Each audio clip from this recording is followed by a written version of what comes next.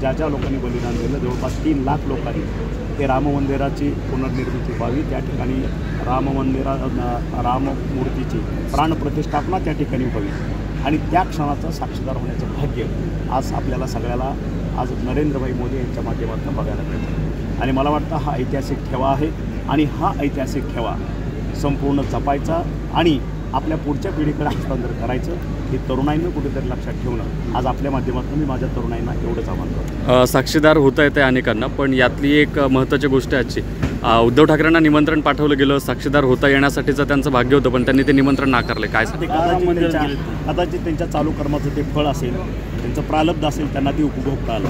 sir, राज्य सरकार जे आहे ते मराठा आरक्षणासाठी आपण